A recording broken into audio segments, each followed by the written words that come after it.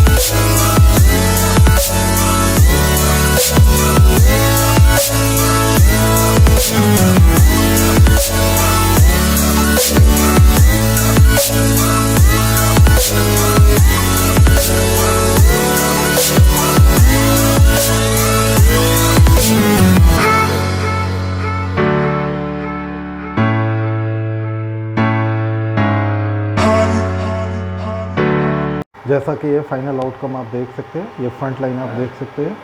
ये Hollywood less के अंदर पीस है, HL5 इसको बोला जाता है। और अभी तक चैनल सब्सक्राइब नहीं है तो प्लीज़ सब्सक्राइब हो चैनल। वीडियो अच्छा लगे तो लाइक करें, और कुछ आपके क्वेरीज़ है तो नीचे नंबर दिया गया है, उसमें आप कमेंट सेक्शन में जा सकते हैं। और फेसबुक पे गए तो उसको लाइक और शेयर जरूर करें। बहुत बहुत शुक्रिया वीडियो देखने के लिए। अगले हफ्ते मिलते हैं एक नई वीडियो के साथ। बाकी इसकी आप फिनिशिंग इंशाल्लाह देख सकते हैं फ्रंट से।